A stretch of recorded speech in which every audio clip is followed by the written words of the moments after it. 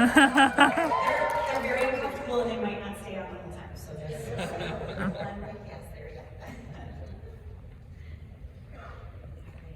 Make sure that my slides are working. When I opened my eyes that day, I didn't know where I was. It was a building of some sort. The air smelled musky, like freshly cut wood. The floor beneath me was rough and scratchy on my fingers, on my palms, on the backs of my legs. I couldn't hear anything remarkable, just the faint sounds of birds outside. And it was the birds that made me realize there were no windows, so the darkness wasn't an indication of time.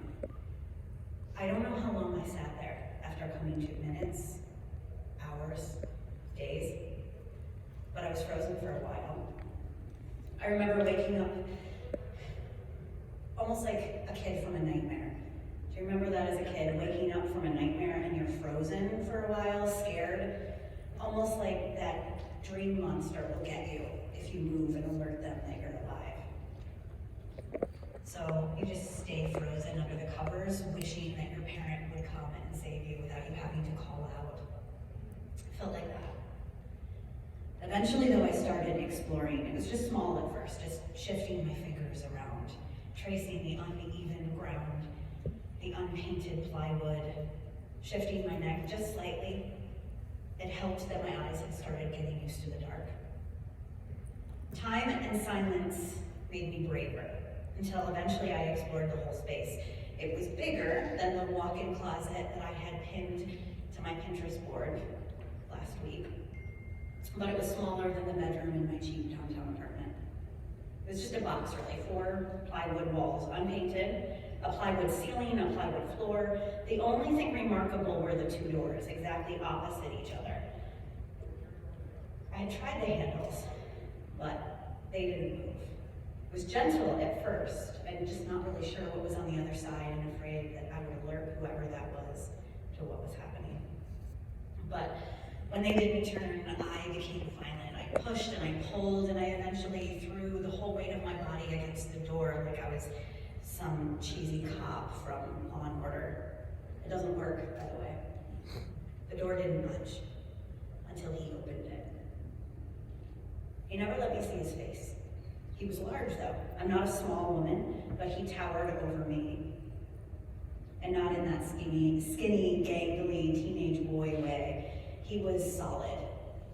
And even in the darkness, I knew that I did not have a chance. He could overpower me in a second. The first thing I asked him is, "Where am I?" He replied, "You're in the home that I built for you, beloved." I then told him I didn't want to be there. He responded, "But I made this for you. You need to be grateful." He then told me that he loved me. I had never seen this man before in my entire life. I had never fucking talked to him. I didn't know anything about him, but he seemed to know everything about me. I don't know how long he'd been stalking me, but he knew my name, he knew my family's names, he knew my friends, he knew my major, he knew the movie that I watched last week, he knew what I wrote in my diary back when I used to remember to write in my diary. And he kept saying he loved me. And then he told me what was on the other side of that door. "It's your dream room. That Sleep Number bed that you pinned to Pinterest last week. The boho bedspread from Target, strawberry wallpaper, twinkle lights, fuzzy slippers, the pink ones. I made it for us. We'll never have to leave." And at that, he reached for my hand and I flinched. He got quiet and I watched his shadow shift and stiffen until he stated with an ice to his voice that hadn't been there before, "Do you know how disgusting you are? You're fat and you're ugly. You're a selfish bitch and you don't deserve to have someone like me love you. But I do, despite how gross you are. And if you tell me you love me, I'll allow you to live in the bedroom with me." I told him quietly, "I don't love you and I don't want to go into your bedroom." At that, he shifted and somehow seemed even bigger than before. "I'm not gonna make you do anything. I could. I'm powerful enough, but it wouldn't mean as much if I made you. I want you to choose it. So what door do you want?" And that's when I remembered there was another door. "What do you mean?" Well, you can choose to have the relationship with me, and with that comes door number one, your dream room. Or you can choose to not have a relationship with me, and with that comes door number two. Behind that door is a furnace, and it gets pretty hot. Don't worry, the burns won't actually kill you, at least not for a really long time. And that is the fictitious story that I told on TikTok in response to Dwayne here, as you can see up on the screen. Dwayne told me that hell isn't a threat, it's a choice. It's just a choice that we make, and that God, in his gentlemanliness, allows us to make that choice because he's not going to force our hand, right? We've all heard that argument before. It's a choice. We choose it. God, the supposed designer of the entire game, only offers us two choices in the end: a relationship with him or eternal torture. But that's not him. We can't hold him responsible for that. He doesn't hold any accountability. It's not like he created the system. It's on us. We made the choice. We have to accept the consequences we chose. It's ridiculous. I know it's ridiculous. You know it's ridiculous. But we know it's ridiculous because we've done that work of deconstruction. Or in other words, we've applied that critical thinking to the Christian theology. But for people who haven't, like Dwayne here, this defense that God doesn't send us to hell, we choose it, feels really compelling. It feels compelling because he's never thought about it in any other context. But I believe there's a way to help the Dwaynes move past this block. But first, let me rewind for a second and tell you a little bit about myself. So I'm Rachel. I was raised in West Michigan, which is home to Betsy DeVos. We're very, very religious there. I've even heard my hometown described as the clasp of America's Bible bra. I think that's pretty good. Yeah. Super religious area, and even the town that I currently live in West Michigan, just defunded our local library because we dare to have 3 queer books on the shelves. So we don't get a library anymore. There's a church on every corner, but while the rest of the country is dominated by evangelicalism that's oftentimes more of the Baptist variety, we are Reformed. I grew up Reformed Baptist, which meant that we were Calvinist, tulip, 5 points, predestination, all of that fun stuff. But like the Baptist, we just baptized adults instead of children. But in every other way, we were Calvinist. And my family was not just nominally Christian. We didn't just go to church on Easter Sunday and on Christmas Eve. We were there every week, multiple times. It would start with Sunday school. And Sunday school was for everybody, not just children. The children would go to their Sunday school with their normal stories and songs, and the adults would go off to theology classes and church history classes. And then we go to morning worship and evening worship. And usually there was a potluck in there or a hymn sing in the evening. And then Wednesdays, we all had to come in for prayer meeting. And if you weren't there, you got a call from a pastor. And if you got too many of those, they would enact some church discipline. And you might even get booted out of the church entirely. And then eventually I aged into Thursday night youth group. I was there all the time, except for the times that I was at my classical Christian school, where I took logic and rhetoric and Latin and apologetics and theology classes. I was inundated with Christianity, and yet, despite all that training, I had some early questions that didn't have very good answers. I still remember my very first question. It had to do with heaven. My mom was diagnosed with cancer when I was 5, and she died when I was 9. And so, as a young child, I was very aware of mortality, my own mortality and death, and what would happen in the end. And heaven just didn't make sense to me. Because how could you enjoy heaven if the people you love are being tortured in hell? I didn't get that. And every time I would ask a parent or a pastor or a teacher, they would tell me, well, there's no tears in heaven, so that means God will just wipe that person from your memory. And that was just not an acceptable answer for me. How am I still myself if I don't remember my mother? If I don't remember every interaction with her? How am I still myself if I don't remember my father or my siblings or my friends? Am I even me anymore if entire parts of my own history and story are wiped away? And the way that they influenced me is wiped away. Am I even still me? And another question I had actually came after watching the movie Last of the Mohicans. It's an oldie, it's a pretty good one, and my dad loved that movie, so we watched it a lot. And there's this scene in the movie where this British officer, who'd been kind of a dick the whole movie, finally redeems himself in death by sacrificing himself to the bad guys, and they burn him alive at the stake. And his friends from the woods point a gun at him and put him out of his misery. And as a child, that was very vividly burned into my head. I watched that and thought, that was the right thing to do. That was morally the best thing they could do. They put him out of his misery. But I was also being raised in the 90s where euthanasia was a topic that we discussed all the time. And I was being told that euthanasia was wrong. Putting someone out of their misery was absolutely not okay. You don't get that choice to die with any sort of dignity. You have to suffer. And when I would ask these questions, how is that okay? How is that moral? I didn't get good answers. I still remember sitting on the swing set next to my second grade best friend, describing this entire movie and asking her how she could make sense of this with the worldview that we were taught. She was not interested and did not have a good answer for me, but neither did my parents and neither did the pastors, neither did my teachers. And so, because I was never given good answers, I just learned to stuff all those questions away. I just learned to tell myself that one day God will actually give me those answers, right? I'll get it someday. I'll be able to ask him and everything will eventually make sense in heaven. And I even developed this heaven headcanon. My version of heaven was gonna be me following God around asking him questions. I kind of thought about like this divine whiteboard where he was gonna really answer everything. That was gonna be my paradise. I'd finally get the answers. These were early doubts, right? But I wouldn't have called them doubts at the time. I didn't have that kind of language. Doubt was a dirty word, like atheist. In fact, I didn't even know that atheists existed until I was 20 years old. I was taught, like many, that atheists aren't real. I mean, it's probably news to all of you guys who don't exist. But, you know, the Bible told us that everyone knows God exists. His word is written on your heart, you know it. So if you're claiming to be an atheist, it's just an excuse so that you can sin.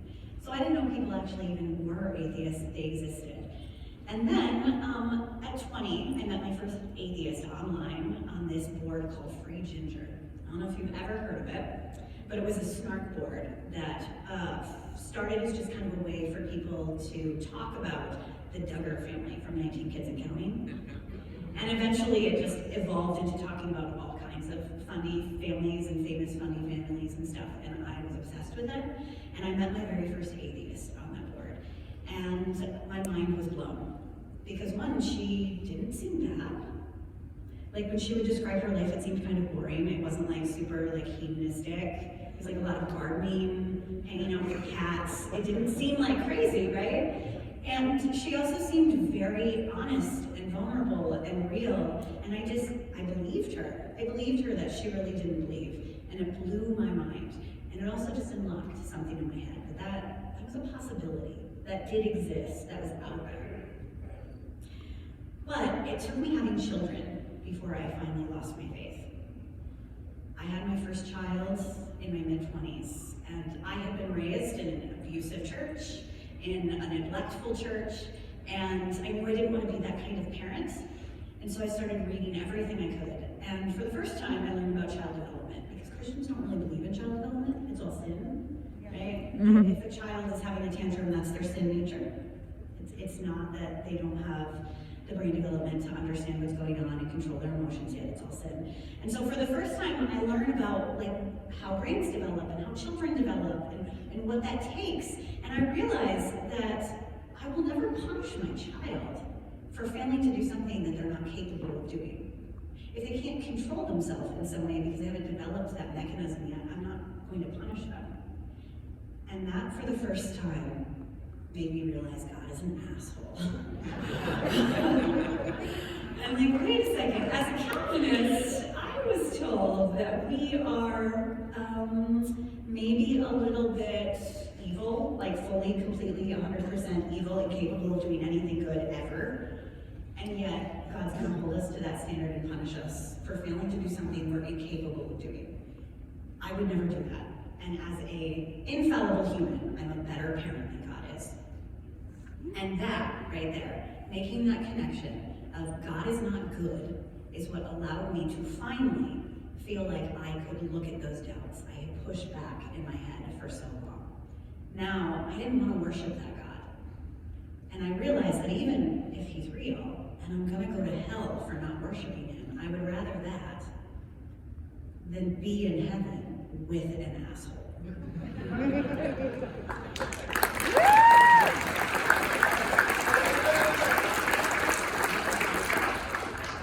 But my experience kind of went against the common assumptions that we have about deconstruction.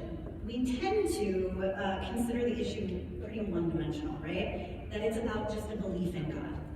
If we as atheists want people to deconstruct their faith and embrace reality, then we need to address existence itself. We need to educate them. And maybe we even need to use small words because God believers aren't very smart, right? If we just provide them scientific explanations for human existence and logical dismantling of watchmaker arguments, we can educate these unintelligent theists. And if they don't listen to our facts, then we can just dismiss them as too lost and too stupid to be worth any of our time. We would think that, but I think we'd be wrong. Christians aren't stupid, they're indoctrinated. And that indoctrination is twofold. Most of us would consider, or most of us would recognize that the first tier of indoctrination, that God exists, right? We're told this as children, it's an assumed reality if you grew up in the US. Even for people who weren't really raised particularly religious, there's still this general theism. God exists out there somewhere. But that isn't the only tier of indoctrination. In fact, I would argue that it's not even the most insidious one. Instead, it's that second tier of indoctrination, the one that we often miss, that works as a hedge of protection against critical thinking, the unexamined and unfounded belief that God is good. He exists, and he's good. If we as atheists are not conscious of this second tier of indoctrination, we will not be prepared to address theistic thought. Science can tackle God's existence, reason can tackle God's existence, but it doesn't address his goodness. And for many believers, you'll never reach that issue of God's existence until you break down that protective barrier of God's goodness. Because this is what the second tier of indoctrination offers. The idea that God is good works as this hedge of protection, a virtual mind condom, if you will, for believers. I mean, going back to my own story, right? I had questions and doubts even as a very small child, but because I believed that God was ultimately good, he was ultimately good, I blamed myself for my inability to understand. It was me. I just didn't have that capacity. I was too fallible. And I just blamed myself, and instead of taking aim at the idea of God himself. How could heaven be good if our loved ones are being tortured below us? God is good and kind. He'll explain it someday. How can killing someone be bad if dying would give them peace from a torment we can't end? God is good and kind. He'll explain it someday. How could God? God is good all the time. All the time, God is good. God is good all the time. All the time, God is good. This is literally the chant that many of us learn before we can even read the Bible for ourselves, before we can even examine God's action and character for ourselves. We weren't just taught that God exists. We were taught that God is good all the time. All the time, God is good. And this is how Christians are able to read the story of God drowning almost every human and every animal in a mass genocide and turn it into nursery decor instead of being horrified. Because before they even read the story, they accepted that God is good, and then they rationalized his actions afterward. They found an excuse, because God is good all the time. The same thing for Job, being tortured for a bet. The same thing for Jesus, being crucified as substitutionary atonement. The same thing for hell, being an infinite punishment for a finite crime. God is good all the time, and everything he does is justified. But we know that's not true. We know the God of the Bible is an asshole, and Christians technically know it too, or at least they would know it if a human did what their God did. And that human would be an asshole in their mind. They would have no problem calling him an asshole. And that's the key to helping so many indoctrinated believers deconstruct their faith. Telling God's story through the hypothetical the lens of human action, because it will elicit disgust and outrage and righteous anger, and those three things can conquer fear. As a Christian, I was afraid to doubt. Doubting leads to denial, and denial is the unforgivable sin, the one thing that would guarantee my eternity in hell. But when I realized that God isn't good, and my fear of hell disappeared, I would rather burn than worship that monster, and an eternity with a villain didn't sound like that much of a paradise anymore. And once that fear is gone, the belief in his existence crumbled really fast. So, when Dwayne tells me that God doesn't send me to hell, that he just lets me choose my own destination like a gentleman, I don't have to shout at him, God doesn't exist, Dwayne, you're being stupid. Because even though I might feel that in the moment, Dwayne will easily dismiss me, his indoctrination fully intact, untouched by my words, and instead, I'll tell him a story about a man who brought a woman into his home, a home he fully rigged and designed and gave her only two options, only two doors: love me and live in one, or reject me and suffer in the other. And then I asked me, is that guy good? You want to date him? Sound nice? No. And when Rico tells me that God is not responsible for any of the pain and suffering in the world because of free will, I might tell him this story. All right, ma'am, you are on trial today for accusations that you stood by while your son murdered your daughter. I don't understand why I'm here. I did not kill her, my son did, and it is not fair to blame me for my son's actions. Ma'am, we're not accusing you of committing the murder. We're accusing you of doing nothing to stop it. Those are different things. Now, to be clear, you were in the room while the murder took place, is that correct? Yeah, I was in the room. You could see everything? Yeah, I can see everything. Were you restrained in any way? No, I was not. Were you afraid for your life? No, I am way bigger than my kids and way stronger. They are not even capable of hurting me. So why did you not stop the murder? Free will. Excuse me? Free will? It is super important to me that my kids choose to love me. I don't want to force them, they're not robots. So yeah, free will. Okay, but what does that have to do with this situation? You can stop your son from murdering your daughter without forcing him to love you. No. Free will. What about when your daughter's will conflicts with your son's will? My son's will to murder is so sacred that I cannot violate that at all, even to protect my daughter's will to live. So you do nothing. Not nothing. I told him in no uncertain terms that if he murdered his sister, I would punish him later.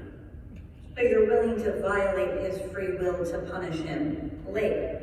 Well, yeah, but not willing to violate it in time to save her life. Okay, prosecution is going to call its first witness, the defendant's other son, Daniel. Hey, Daniel, has your mother ever saved you? So yeah, this one time, another one of my brothers wanted to kill me, and so he threw me into a den with a couple lions. But my mom was really cool, and she said, no, I don't want you to kill him right now, and so she saved my life. So ma'am, you were willing to violate free will to save your son, Daniel. Listen, free will cannot be violated, except sometimes when it can be violated, but really only under certain conditions, and listen, I am not responsible!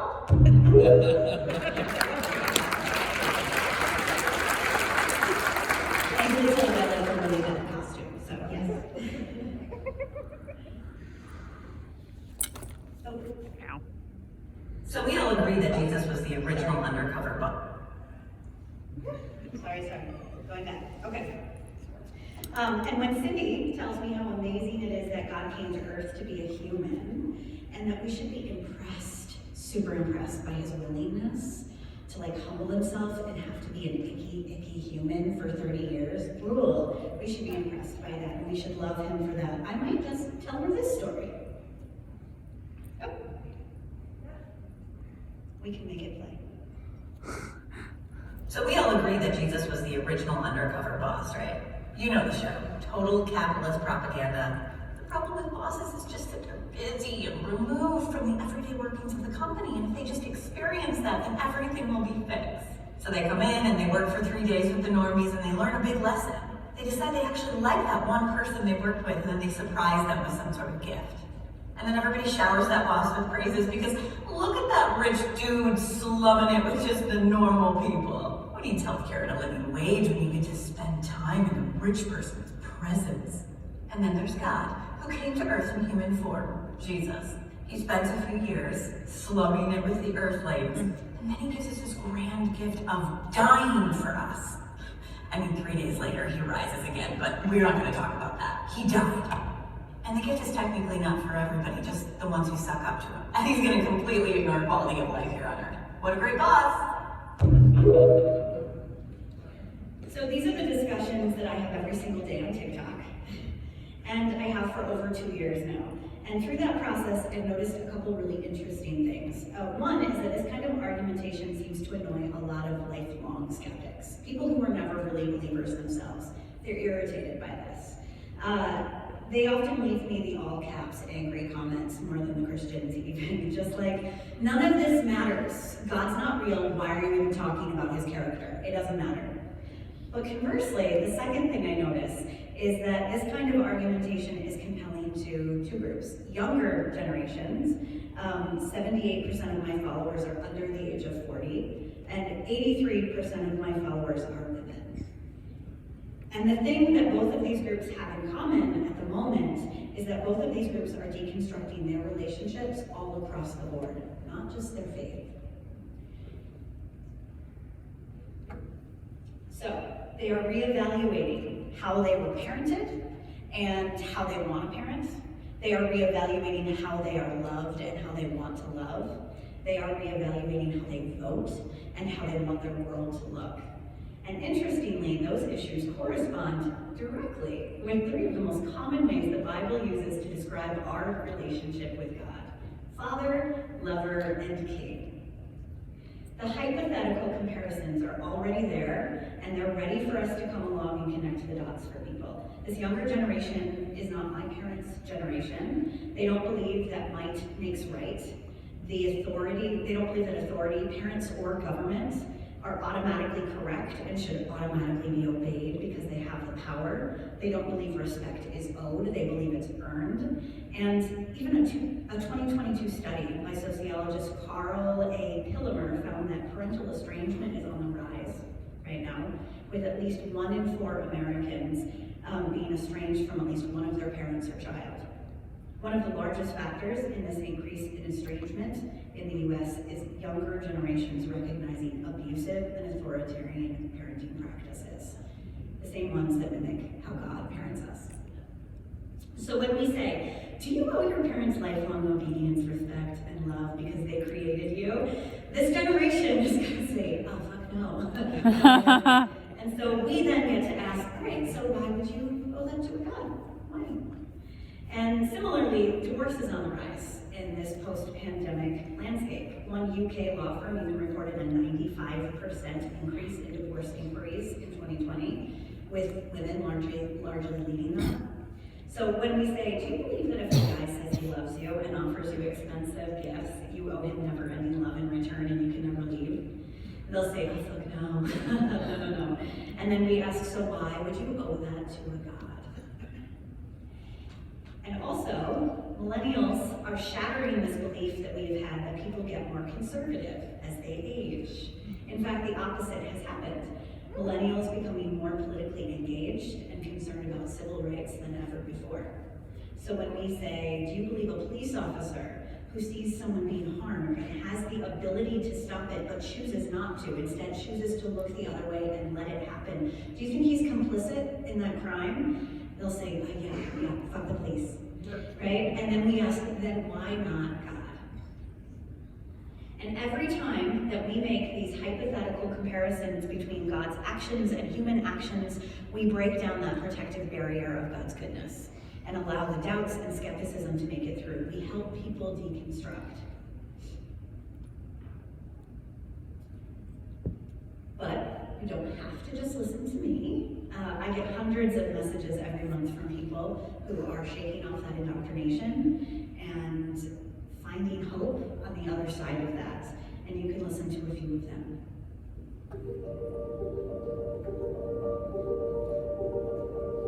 I was afraid to apply logic to the Bible. It never dawned on me to question God's goodness, but doing so has been pivotal in my teaching. I don't think I realized how indoctrination works, but recognizing that God isn't perfect and good has given me a lot of freedom to explore Being other told that God things. is good made me feel like I was betraying a God I didn't even believe in, but recognizing that even if he was real, I wouldn't worship him helped me deal with the guilt and deconstruct. It was easier to truly move on from the fear of what if he does exist? When I realized my core morality conflicts with following him. Question of whether God is good moves beyond, I don't believe that, to that's harmful. A crucial distinction, and a comfort. I may not have the answer yet, but it's not this. Realizing that God isn't good gave me permission I didn't know I needed to forgive myself and cured my longing for the comfort I used to feel in my faith. It's a fascinating As an subset. LGBTQIA plus community, I hear all the justifications for why I shouldn't be on this earth. Breaking down the logic across the entire religion has helped me identify the subconscious bias that had held for decades and helped me let go of the self-loathing that was a direct result from Christian love. It was okay in the Bible. Yeah, realizing the Christian God was evil and I'd rather go to hell than worship him. It shifted my perspective from just Questions for us to heal about God. We'll ask questions of how to decide that even though it's real, I examining whether or not God is good. This is like the worship. It allows space for critical thinking. Is God even good? And is he worthy of worship? I feel like you just put your fingers into the cracks, both obvious and hairline. Hold. The foundations of indoctrination simply burst and crumbled. Done.